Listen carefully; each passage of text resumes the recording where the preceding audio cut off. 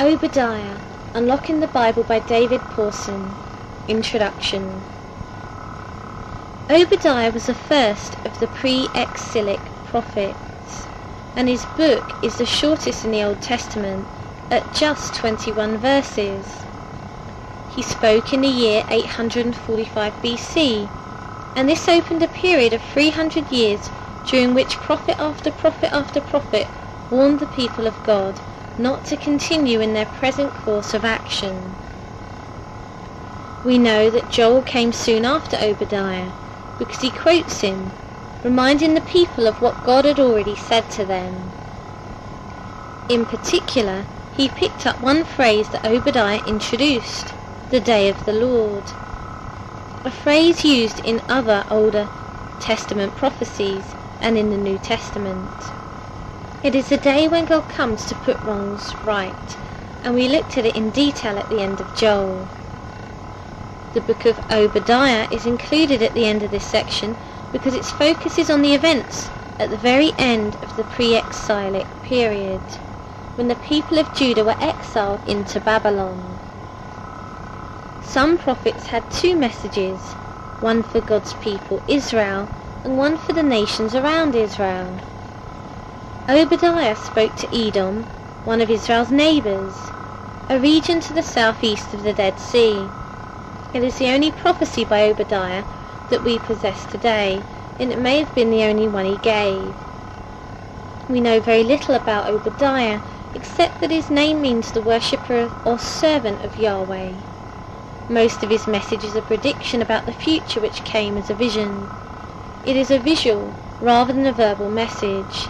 The state of Edom was located in what we call Transjordan, the territory to the east of the Jordan Valley. It was part of the land that had been promised to the people of Israel, but had never actually been occupied by them. Under King David, Edom had become a satellite state in much the same way as Poland and Latvia became satellite states of Russia. As soon as David's empire began to break up, Edom sought its own freedom and rebelled against Israel. They had two cities, Bozrah and Selah, known today as Petra, situated on one of the most important roads of the Middle East, from Europe to Arabia. Petra is a most unusual place. It includes what looks like a cathedral carved out of red sandstone and hundreds of temples carved out of the rock, all round a huge empty circle in the middle of the mountains. Towering above Petra is Mount Seir, around 2,000 feet high. The prophecy of Obadiah is about that mountain. The architecture of the temples is superb, and the view from the top of the mountain takes in the Red Sea and the Dead Sea. It provided an impregnable fortress for the Edomites who lived in the caves, but they were a godless people. Archaeologists have found altars where they offered humans alive to their gods. Obadiah says they were full of pride. They believed that nothing could defeat them, not even God. So it was God himself who did just that. And that is the essence of Obadiah's message. It is significant that the God of Israel is seen here as the God of other nations. This theme is constant throughout the Bible, but it must have sounded radical in a day when every nation had its God, and today as well, when many believe that each person should be left to worship the God they prefer without having to worry anyone else. But Christians believe there is just one God who will judge people of every other religion too. The God of Israel is the God with whom every nation will have to deal, and to whom every nation will have to give account. This is also the message of the New Testament. When Paul spoke at Athens, on Mars Hill, he told them that God allots every nation its time and space. He draws the map. For example, I believe it was God who brought the British Empire to an end. When I was a boy, the school atlas was largely red. It was possible to travel right round the world and never leave British soil. What happened to this great empire? The answer is that Britain washed its hands of God's people Israel. So God said if Britain can't look after Israel, she can't look after anybody. And within 5 years the empire went. I believe that was one of the clearest examples of the hand of God. So it is clear through reading the prophets that God judges other nations by their attitude to his people. I believe the same principle applies today to the church. God judges people by how they treat the church. What we do to God's people, we do to God. Jesus picked up the same principle, saying that at the final judgment God will say to the nations, "Whatever you did for one of the least of these brothers of mine, you did for me." Matthew 25 verse 40. By brothers he means my people. In the same way, when Saul of Tarsus met Jesus on the road to Damascus, he learned how the Lord saw his people. He said, "Saul, why are you persecuting me?" When in fact Saul had been persecuting Christians. He was horrified to learn that in persecuting them he was persecuting Christ. But as far as Christ was concerned, persecuting Christians meant persecuting him. So the people of God are the apple of God's eye. Just as the iris of your eye is the most sensitive part of your body, so God is especially sensitive when his people are persecuted. Now that God's people are in every nation of the world, every nation is having to decide their attitude to God's people. On the day of judgment, that will be a major factor. This principle comes out in prophet after prophet when they speak to other nations, and that is why most of their prophecies are addressed to the nations that lived around Israel, and so had taken up an attitude towards Israel. So although Obadiah may seem a small and obscure book, it is actually dealing with some fundamental issues of judgment that will affect all the nations of the world. An outline of Obadiah.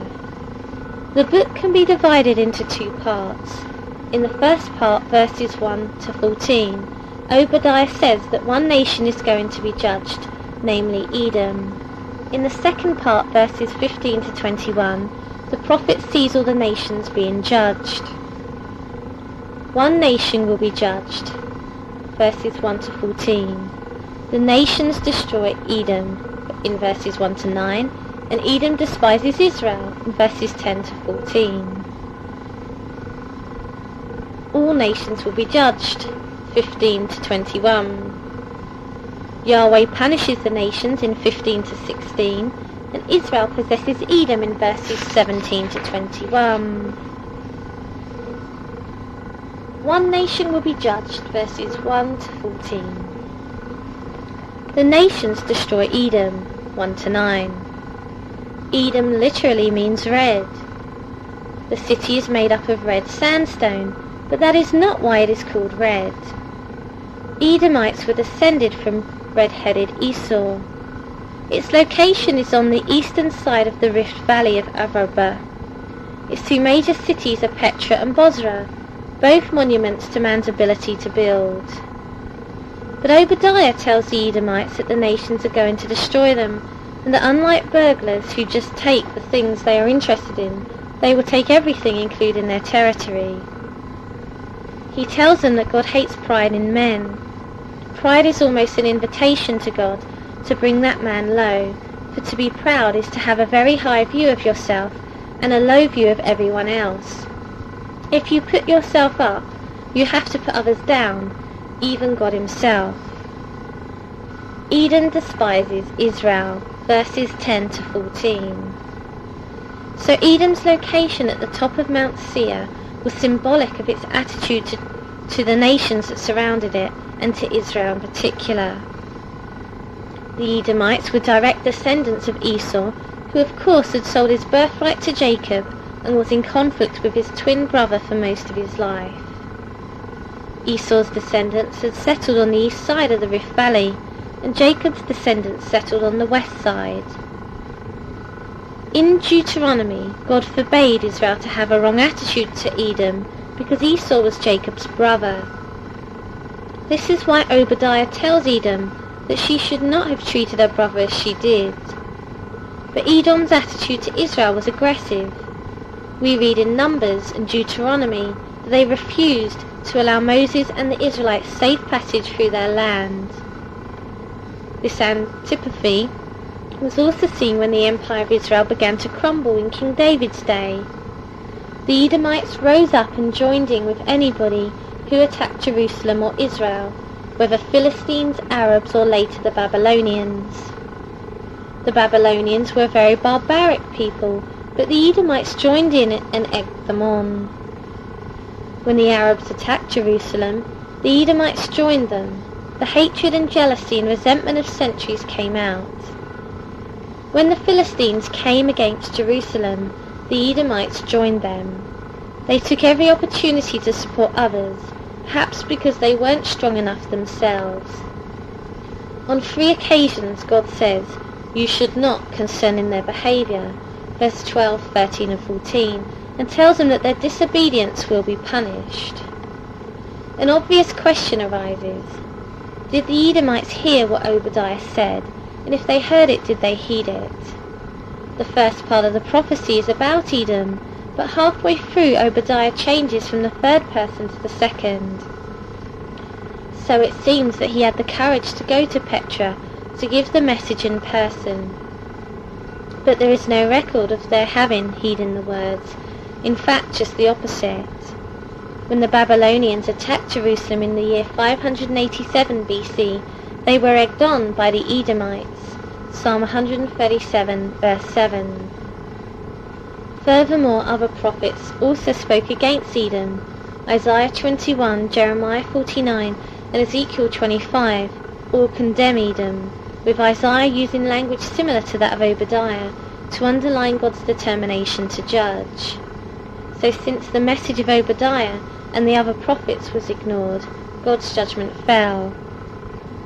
History records that in the 6th century BC, the Arabs attacked them and they had to flee their cities and move across the Rift Valley into the Negev desert to live as Bedouins.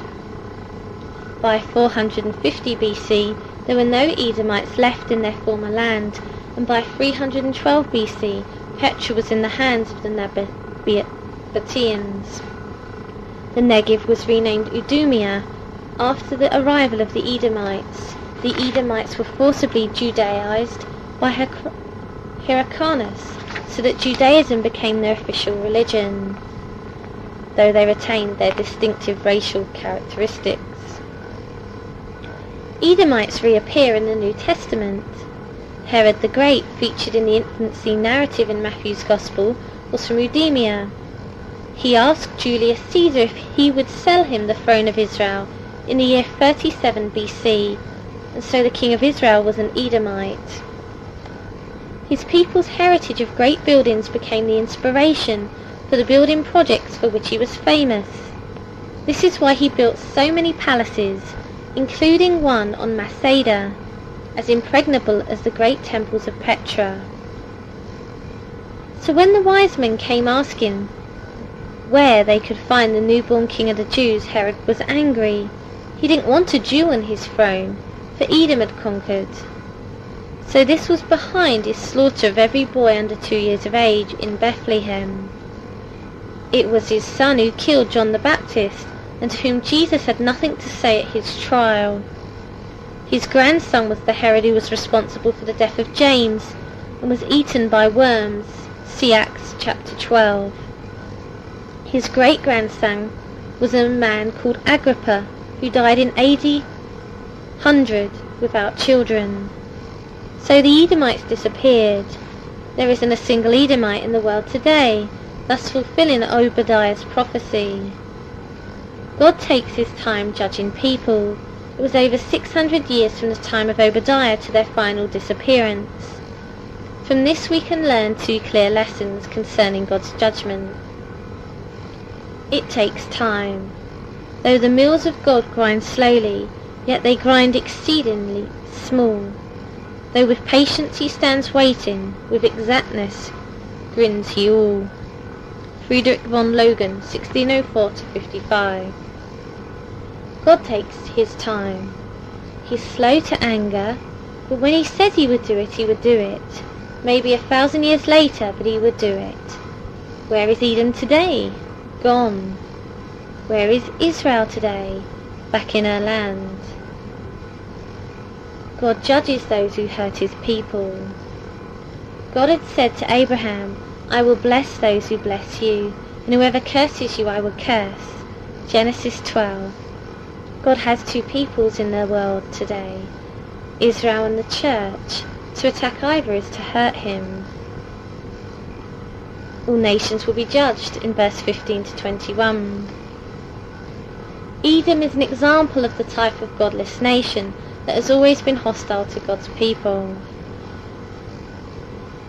Yahweh punishes the nations, verse 15 to 16.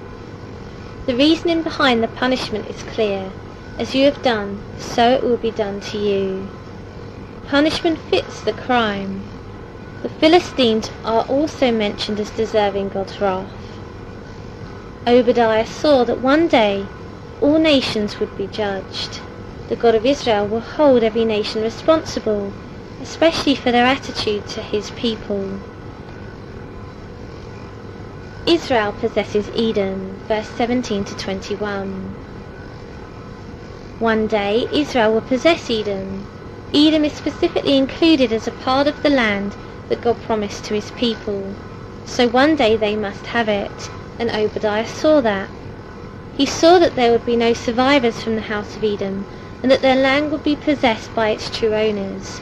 He saw Israel expand into the north into Ephraim and Samaria, to the south into the Negev, to the east into the Eden Hills, and as far as the Mediterranean coast in the west. What has all this got to do with us? First, we must note that there is a Jacob and an Esau in every one of us. In the epistle to the Hebrews, Christians are told not to be like Esau, who sold his birthright for a pot of soup and wept afterwards. He was full of regret and remorse, but he was never able to repent. Instead, we must be a Jacob. He wrestled with God until God made him lame, but he got the blessing, and it's from Jacob that God's people Israel came. Esau lived for the present, for the immediate satisfaction of his physical desires, and he lost his future. The Esau's of this world live for this world only. They don't care about the future, they're only concerned about the satisfaction of their desires in the present. The book of Obadiah encourages us to be a Jacob, the man who was broken by God and became a prince, and whose name Israel is now on the map again, after 2,000 years. Secondly, we learn from this book that when God speaks, he keeps his word. When he says he would do something, he may not do it by next Tuesday, and we may have to wait 1,000 years. But if God says he would do it, he would do it, and this is why we can trust his word. So little Obadiah may be called a minor prophet, and certainly he wrote a small book, but everything he said will come true.